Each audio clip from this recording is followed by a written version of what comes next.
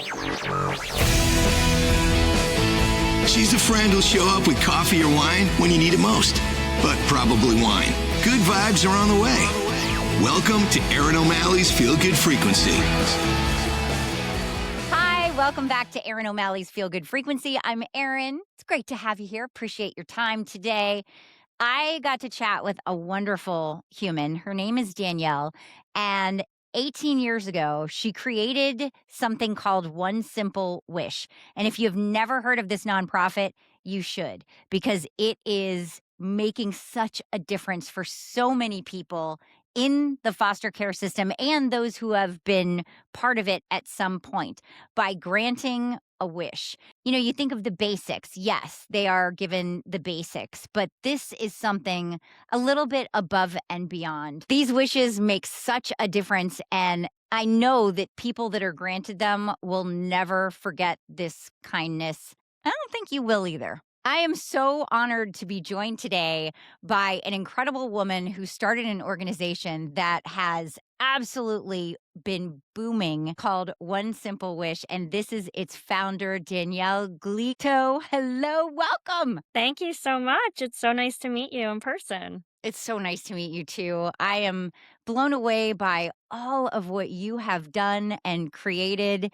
And I'm really excited to find out more because I didn't even know about One Simple Wish until I was scrolling and I came across, of all people, Kristen Bell. And I was like, what is this organization she's talking about? And we'll get into that in a second. But I then became absolutely fascinated with what you do, how it started, and what you've accomplished. It's really, truly inspirational. Can you take me back to you and your husband? You got married. About a year later, you decided you were going to foster. And the experience, it seems like it was the first experience that the both of you had with a foster child, really stuck with you and eventually was the catalyst for you creating this. Can you tell me about it? Yeah. So my husband and I, we got married in 2005. And about a year later, we decided that we wanted to become foster parents. It was kind of something that, not necessarily fostering, but adoption was something that I had thought about a lot when I was in my early 20s. And I say this now because going back, I didn't know much about the system and that, you know, the real goal is reunification, and it should be. So I want to make that really clear that my desire in the beginning to become foster parents with a goal of adoption is really not the intent of the foster care system. And Right. we learn as we grow. So I want to acknowledge that. But that was our hope was, you know, we had learned that there were over 114,000 children in the United States that were legally free for adoption that had already had parental rights terminated. And when we were thinking about adoption, we decided to become part of a program here in New Jersey that used to be called Foster to Adopt, which was where they would place children that were at a very high likelihood of losing parental rights. And so they would become eligible for adoption. And the very first child that walked into our house, I think it was just such a shock to us at what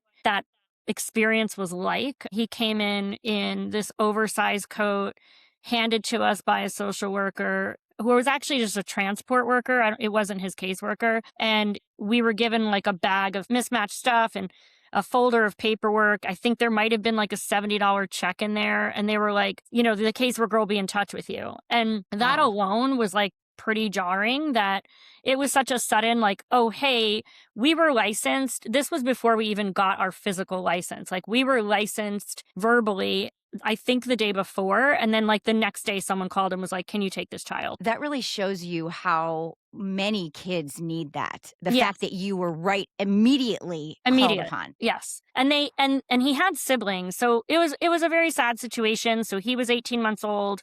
He had I believe 3-year-old sister. She had family willing to take her. And the older of the three, the oldest, he was placed in a residential facility. I think he was 13. And the parents were incarcerated. And so immediately I thought about the kids and this, you know, sudden breakup of their entire family. And he gets handed to a stranger. Yeah. So, you know, it was definitely the emotional component was really jarring, but also then the physical side of it. So he didn't have anything that was really his. He was entering the space. We didn't have everything that we needed. We were in a fortunate position that we were able to go out later that night and then again the next day and basically like make our entire home, ready for this toddler. But as we, quickly learned, that wasn't always the case. Oftentimes, like, yes, maybe basic needs were being met, but anything beyond that really wasn't. And so that was kind of the beginning of that seed of like, there's got to be a better way to make sure that these kids feel not just protected, but they also feel like they're going to get to have the childhood they deserve, and that the foster parents and or biological parents or guardians, there's a lot of grandparents who take in their grandchildren, that they all feel like it isn't just about meeting basic needs, that they're going to be wrapped in as much support as possible. So that was kind of the beginning. And then about 2 years later, you created One Simple Wish. And what did it start with for you? How did you come up with that part of it? Because it's just so different and so special. It's actually interesting. I found some like scribblings I had done in a notebook when I was like in my very early 20s. And I had written down the name One Simple Wish. And I had actually written a letter to Oprah. Oh my gosh. She never got it. I mean, maybe she did, but this was a very long time ago. So like 26 years ago. And I had written this letter saying, I have this idea. I want to connect people. And the idea of One Simple Wish wasn't necessarily tied to children in foster care, but it was really about connecting people who had plenty of resources and those who could use a little bit of extra support, and it not just being about basic need, but it being about joy, and it being about the idea that no matter what state you're in the world, that you should have access to joy. You should still be seeking out moments of joy. And so again, no clue where that ever landed, but I had all these notes. And so that idea was sort of always in the background. And then when we became foster parents and we saw just this massive disconnect between what we were told about foster care and what we heard in the media, narratives that have been, played over and over again about the kids, about the parents, all of it. And then what the reality was. And I said, people need to know that there's more to this system than numbers. There's more to this system than, abuse, which is most kids leaving the system. It's not textbook abuse. There's neglect, but neglect sometimes looks like poverty, or mental or undiagnosed, untreated mental health. There was so much nuance to it, and realized that the more I talked about it with people, some people just didn't want to sit next to me at family gatherings because they're like, lady, we don't want to hear about this, but then you again with this stuff, right? Like, we're just trying to have Thanksgiving. But I noticed that if I framed it in a way in which they felt empowered to do something with what they had, and I wasn't like, hey, you need to be a foster parent, or hey, you need to go mentor a child, but instead said, a lot of these kids never had like a birthday party, and we could give them that, suddenly their eyes would sort of light up. And so, long-winded answer to your question, which is, the idea was, how do we make it possible to not share statistics, but share the actual story and ask these children, what is it that would bring you joy? What would make you happy right now? And then share that with the masses and let them fill that need, because there's definitely people who can do it. And so I was on maternity leave with Liliana, who's my younger of my two. We had Mia, who's my older daughter, placed with us. She was 9 months old when Lily was born, so she was placed with us when she was 3 days old. I was on that maternity leave, and I said, I'm going to just sit down and figure out how to build this platform and make it a reality. And that's what I did. I just spent several weeks with a developer. I architected the database and how that was going to be structured, all the business processes, registered the business. Interestingly, One Simple Wish was registered on August 7th, 2008. And I always say, like, it's so funny. I was so excited about it that I couldn't wait that extra day, and I could have had 080808 as our, right? It was so much cooler. And I didn't, because I was just so excited to bring this thing to life. So we incorporated in August, but it launched in December of that year. It's almost like foreshadowing that you had that written down in your 20s, and there was something that you knew was going to come out of it, regardless of Oprah's influence or not. I mean, clearly it could have happened faster with Oprah, but you did it yourself, and you've turned it into something that is helping thousands and thousands of people all over. I mean, I just met you, but I'm so proud that you took an idea, and instead of keeping it an idea, you made it a reality. I often say that to people, like, so many people have really good ideas, but turning an idea into an actual like thing is really where the work is and really where magic happens. I mean, a lot of people have great ideas and it's a lot of hard work. Bringing Yeah. something like this to where we are today, and then we still have plans to grow. It's hard work. I work harder now than I ever did, and I worked hard before working in, the corporate world. It's kind of a like every breath you take is your work, and I love it, but it's a lot. It's a lot of It's a work. grind, and you're also a wife and a mother, and you're That's juggling everything, and that is a lot. Kudos to you for making this as big as it is and constantly working to find ways to make it even bigger and on a more grandiose scale than it already is, which is hard to believe because, wow, you have done quite a bit in the short time. I know it's been over a decade. You've had this for quite a while, but still, the amount of work you've done and what it's paid off is really stunning. So I love that you were talking about joy because you had said something about joy. I wrote it down because I'm like, I love this.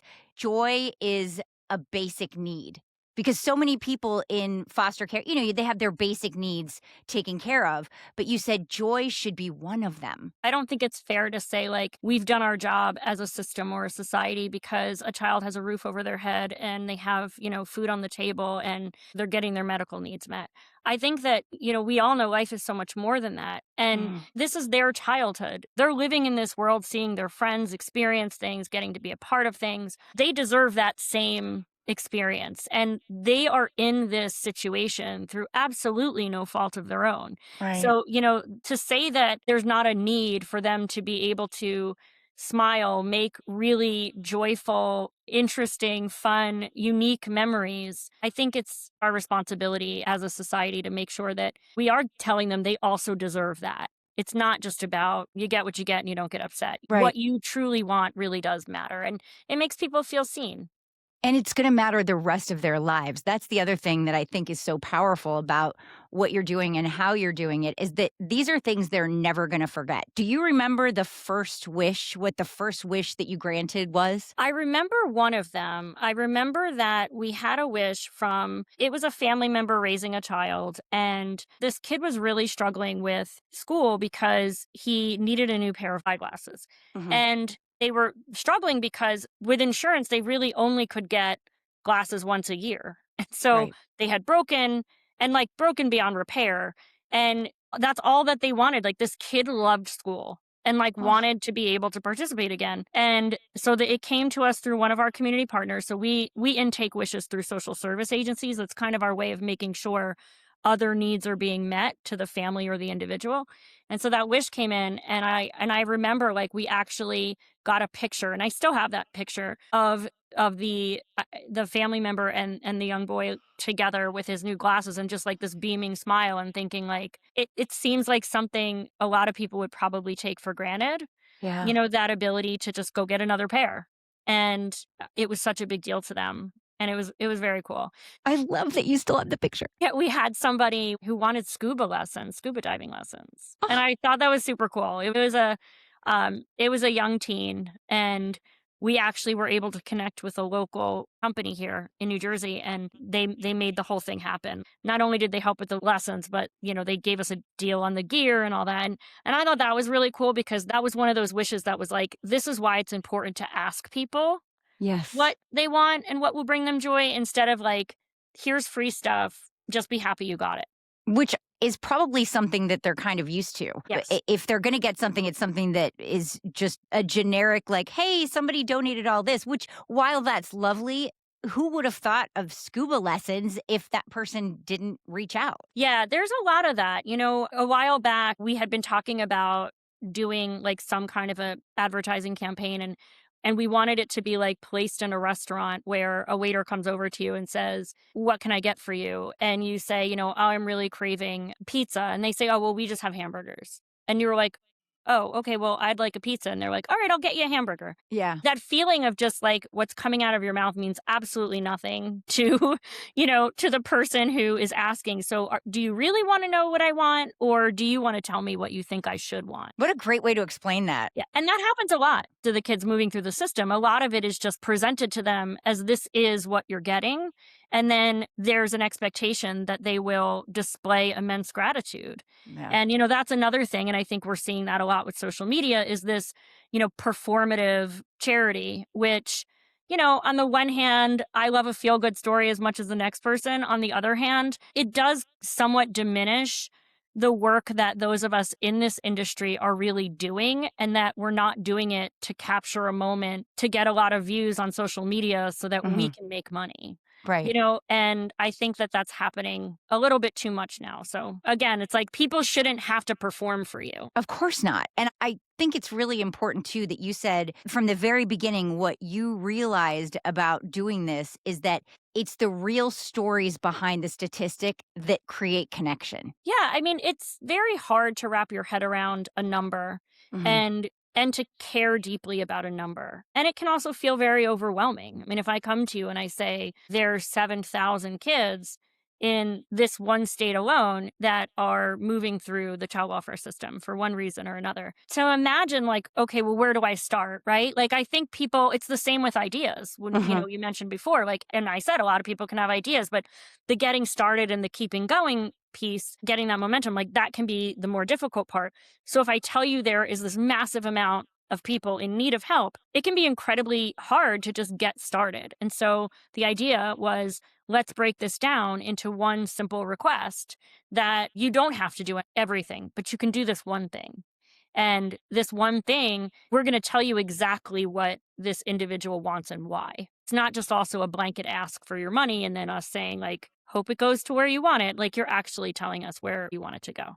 It kind of reminds me of things that you see on social media where there's a bunch of little baby turtles that are stuck on a beach, and there's somebody that goes and picks one up and puts it in the ocean, and somebody else is there going, there's way too many. You're never going to be able to make a difference. And he's like, I just made a difference for that one. Yeah, that's that starfish story, right? Oh, I think it's starfish. like, That's it. yeah, Starfish. yeah, I just yeah, made a yeah, difference for yeah. that one. Yeah, I love sea turtles, so my Yeah. brain always goes straight there. that's okay. But that's right. Save 'em That's all. right. It was starfish. And that's Yeah. like, hello, look, it made a difference for that one. And maybe I can make some more of a difference. But if you do absolutely nothing and you can help in some way, why wouldn't you? Yeah, it can be hard, especially in the state of the world that we're in, doom scrolling, right? You're just going through and it's just negative and, despair and disgust and disappointment. And you're just scrolling through and thinking, like, how are we going to get out of this? I think that you can do just the opposite and you could take a moment and do one tiny positive thing. Mhm. And slowly, I think you do start to build a different type of momentum when you do that. Because then once you recognize, like, okay, I did this, like you said, help this one person, help this one thing, move forward, this one positive action, the next time you do it, it's a little bit easier. And then I think that becomes the norm. And then maybe your internal algorithm changes and you start to see things as possibilities instead of challenges or obstacles. And that's the way I like to think about what we're doing. I'm going to be honest, I will forever be the kind of person that when you say things like, it's incredible that you've helped thousands of people, I'm still in my head going, okay, but right now there's 1,600 wishes on the site that need to be granted. Yeah. So, I'll always be thinking about the ones we haven't helped yet, but then I do remind myself of the yet. Like we're going to do it. We're going to get there. It's just a matter of sticking with this and keeping that positive momentum going. In the arena that you're in with this, there's always going to be more. And so it is good to remind yourself, we have done so much good so many times that we will absolutely do it again. And now that you have that track record behind you, it's got to be a little bit easier to not constantly have it running in your head and beating yourself up of, okay, we still have this many to go, because you've done it before and you will absolutely get to do it again. I definitely have a little bit more confidence in that. I think the fact that I've never become complacent, I've never sat back and gone, oh, okay, don't worry, we got this. Like, totally. I mean, I think I have a strong faith in this community that we are going to show up for these kids. We're going to find a way. But I think that little bit of, I guess it's a little bit of worry, just kind of staying with me does help us keep pushing the envelope to do more and does keep me on my toes. There's still so many people, even you said it, that don't even know we're here. Yeah. And that to me is one of our biggest challenges is like, how do we make sure more people know that we're a resource? Because it isn't just about filling the needs that we already have. It's about making sure that the people who need us find us. Absolutely. If they don't know that you're there, you can't obviously help them. I do think it's great that there is a certain part of you that is never satisfied. There's something about that. I feel like the most successful people never just kick back and go, "Yep, I made it." I mean, maybe for 5 seconds while they're having a glass of wine late at night, but that immediately goes away because they're like, "We've got more to do. I'm not done yet." And even when you look at some of the biggest stars in the world, before they get on stage, there's still a little bit of a butterfly before they hit the microphone or whatever they're playing. And I think that's what makes them continue to be great. If I were to ever like kick back totally, I mean, it'd be very out of character, and I think people would be very concerned. But What is wrong? What is yeah, wrong with what Danielle? something's wrong with her. Yeah, it's just not in my nature, and Mm. I do take moments to like look around, read a note. I will say, like, I love reading the notes that our wish granters write on the site when they grant wishes. I love those. I love when donors reach out and tell me why they chose a particular wish. I love when we get updates from our community partners and there's, a photo of a child or a young adult like enjoying the wish that was granted. I take moments to have gratitude and appreciation for everything we've built, but I don't know that I could ever look out into this world and be like, I've done enough now. No, not at all. Honestly, I'm an empathetic person and I can't imagine ever being that way either because there's just way more to do and more to help. And I don't know, I feel like that we're here for such a short amount of time. And the more impact we can make and the more people we can help, just the better life is. Honestly, like your life gets better when you find ways to help others too. Yeah, it's one of the ways that I've dealt a lot with my depression and anxiety through the years. I think finding this work and finding this mission, being able to help other people when I'm still struggling myself has really kept me going. And I think that it's great for people to be Uh-huh. able, because you start to see the power that you have in just making this world a little bit better. So I definitely think that more people should make some effort to give back. Every simple act of kindness, every bit of empathy, and anything at all that you can extend to another person, it really does help us have a better world, and it's worth it. That is so well said, and it is absolutely true. So you have helped so many people, and I know that in foster care, it's birth to like 18, and then after 18, aren't you kind of on your own? And so, in conjunction with that, what are the ages of people who can ask for a wish? So anybody who's ever been impacted by the system can request a wish through a community partner agency of ours. It does not matter how old they are. So in most states, foster care is now extended to at least 21, where you can continue to have services provided to you. So sometimes that looks like supportive housing, transitional living. It could be like stipends. It also could mean that you can stay within a program that has been supporting you. So it has gotten better that they've extended that. But for us, as long as you are actively connected to some type of social support system in the form of an organization, and that can be a school, that can be a church, that can be a nonprofit, that can be, a social service agency in your area, you can ask for a wish. We just had one the other day for, I believe she was 40. She grew up in foster care, now a parent. It was for a flight to go see family that she had reconnected with. And so Oh, we're not here to say, like, oh, well, at a certain age, like you magically stop needing joy in your life. But we do focus primarily on current crisis situations or, where there's no other resource once you pass that age of 21. I love everything about what you just said. And I had no idea that most places have upped that to 21 because 18 sounded so scary to me. Not that 21 is that much of a difference, but it's got to be a little bit better for these people with the transition versus like, oh, you're done high school? See ya. I mean, that's to me, that's just so young. It's mind blowing to me. I don't think there should be a number on it, Yeah. right? It really should be individualized. We really should be able to look at a certain situation and say, in this particular case, yes, maybe this, person has reached an age of adulthood, but there's more supports that are needed here. And so let's make sure that we're setting them up and then to gradually let them be out on their own. I think when you're building systems, especially like government systems, they're trying to do it at scale. And so they don't build things for the exception. Right. They're building things around what they consider to be like the masses or the average. And the really sad thing is that just most people in general are exceptions. We are all Mm. unique. And so to have the same rules apply to everybody is just so unfair.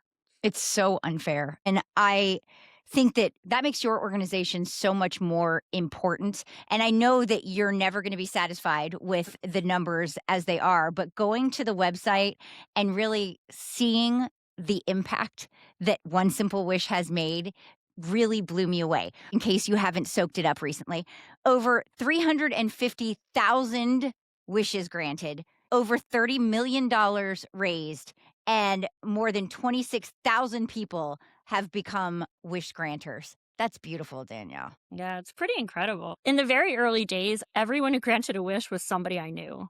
It was like my mom, my aunt, my Yeah. uncle, like people I worked with. So I think one of the coolest things for sure is how many strangers to me have embraced this idea because they're not doing it because of me. They don't know me. They're doing this because something that we shared, a story that we shared resonated with them. And I just think that that's so cool. And that was the goal. And I think that's why in the very beginning, like I tried really hard and social media wasn't as popular 18 years ago. Like it wasn't as, I guess, all consuming as it is now. Yeah. I really tried to not make One Simple Wish about me because I really wanted people to fall in love with the kids and fall in love with this community that we were building. And I think those numbers prove that that's what we've done, that there are so many good hearted people. And yeah, there's a lot of terrible people in this world, and a lot of them have power and wealth and access. But I would argue that there's a lot more really good people. And I think that the work that we do, I think it highlights that, just how many great people there are in this world. I could not agree more. I am always saying that Mr. Rogers' mom was so right. The helpers will always come. If there's times of trouble, you always look for the helpers. They are there, and they many times just don't know what to do or how to help. And this is one of the greatest things about the website was going in and seeing the different wishes that people have. But you don't just say a 3-year-old in Minnesota is looking for a Game Boy or something without having any idea exactly the person's, name or complete situation or exact location. It's so we have a little 3-year-old boy. His name is Mike. He's in Pennsylvania and he really loves trucks, and he had one that it was his favorite, but it broke, and he would love to have another one, and it's $34. And the fact that I can see this little boy in my head playing with a truck until he breaks it, and then he's looking for a replacement for it. That's what's so magical about it. It gives me chills because just reading through some of the people and what their wishes are, you feel like you can picture them in your head. You've done a beautiful job with that. Thank you. I can't take all the credit for that for sure. We have a team of amazing program coordinators that review every request that comes in, and our community partner network has done an extraordinary job. These advocates and caseworkers and social workers and teachers, they submit these requests, and we help guide them. And like exactly what you said, remember that somebody's going to be reading this and asking the question of themselves, why would I grant this? And so, tell the story. Tell us why you're advocating for this little boy. Tell us Mhm. what's so great about him and his love of trucks. Like, we want to hear that. And so I think that was another really important piece is like, how do we share enough that it's compelling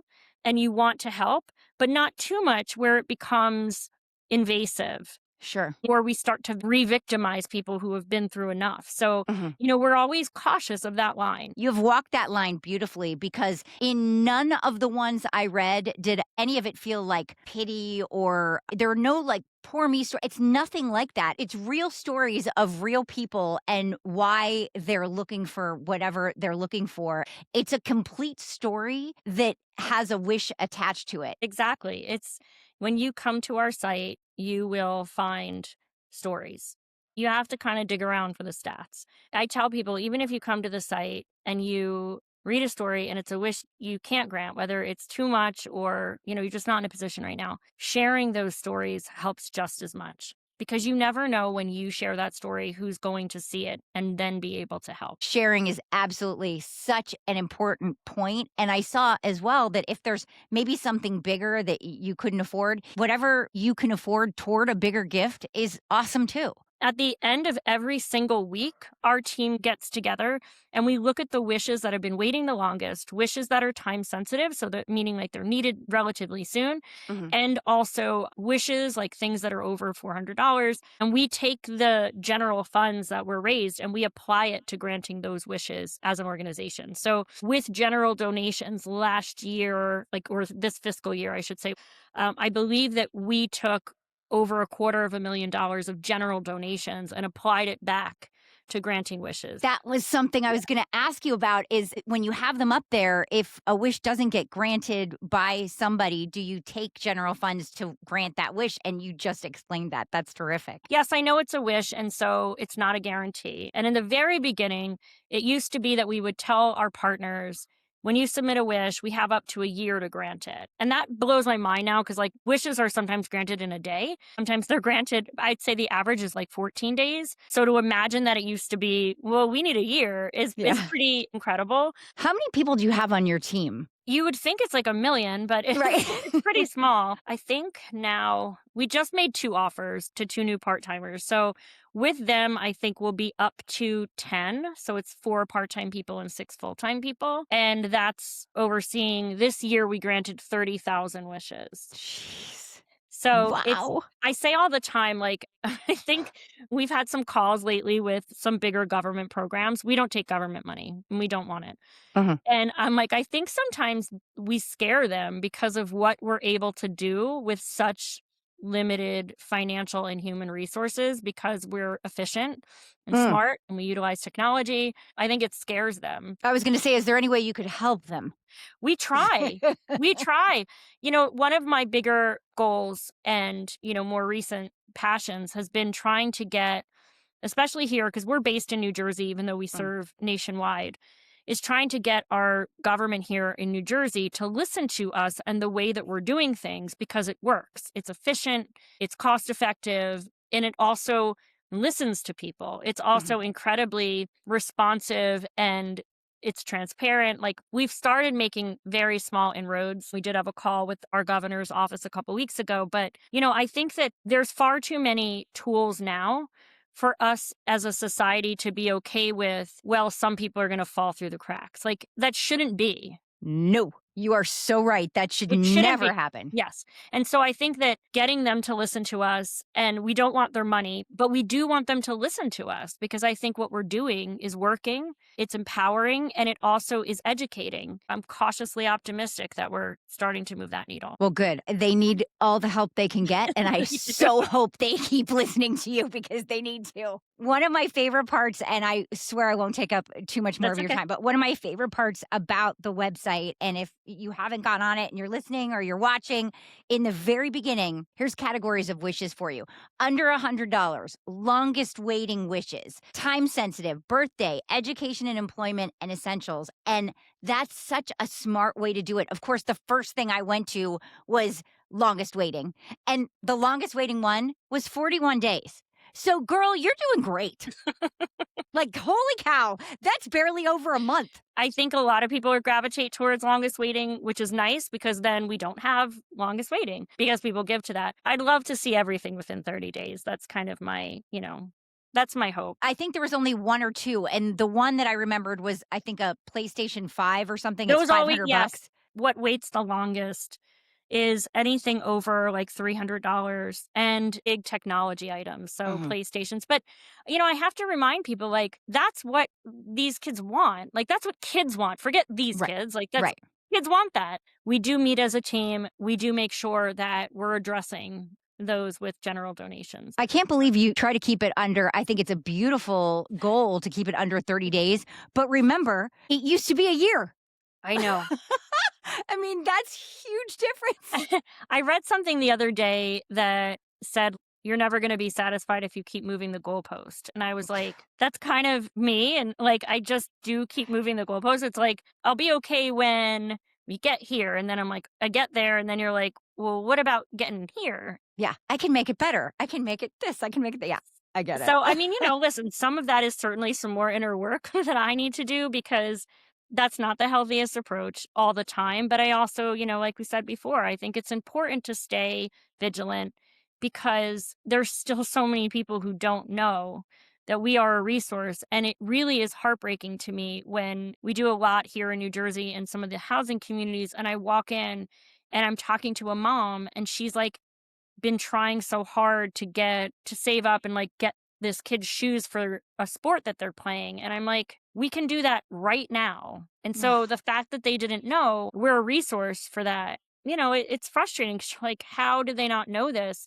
And that's why, again, like, I never take for granted the media that we've gotten. I never take for granted the influencers or celebrities that have supported us because all of that is great, but it doesn't mean that everybody who needs us now has heard of us. Right. But that brings me to Kristen Bell, huge supporter. I know she was matching whatever was donated, which is spectacular. How did your relationship with her begin?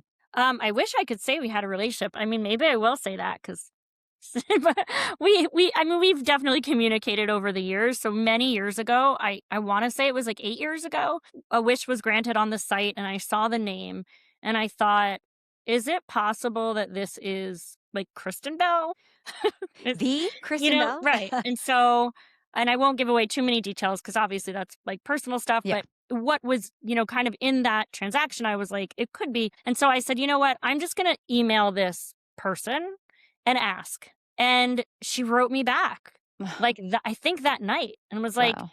I think what you're doing is incredible. I still have the email and I love it. And I'm so happy to support it. So then throughout the next several years, she's always shown up and granted wishes. And when we've asked her, like, is this possible? Would you maybe want to do something a little bigger with us? She's just been incredible and has always jumped in. She's done voiceover work for us on impact videos. I've never met her in person, but I have spoken to her and emailed with her. I really believe that she is all the things people think she is. I think she is an incredibly kind-hearted, very empathetic person who is also always looking to do better herself. I'm not trying to speak for her, but I get the impression she feels very grateful and appreciative for the life that she gets to live and that she wants to share that with other people. And I think she's got a real heart for a lot of the same things I do, children and animals. We both rescue dogs. So I know that's been another point we've kind of gone back and forth about. It's been very cool. And having somebody like Kristen advocating for One Simple Wish and,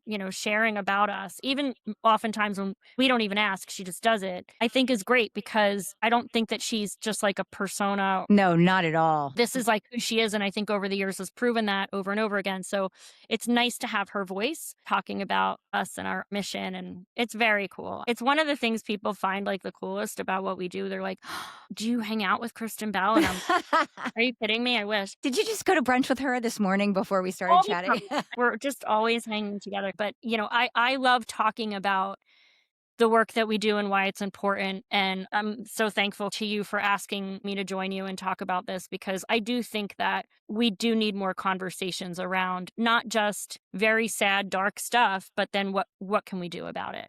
And people need to know they can do something about it. It's onesimple.wish.org. onesimple.wish.org. Do you have a favorite wish? I mean, there have been so many granted, and being on your website, I see somebody getting a car and all these other things that have come to fruition through your organization. Do you have a favorite? I have a couple. I won't say they're favorites because it's hard. Like, how do you say something's a favorite when you 30,000 wishes? But I will say, like, those that have really stood out, we had one young man who was aging out of foster care in 2014 that we met with on a tour, like a world tour we had done in an RV, which was super cool.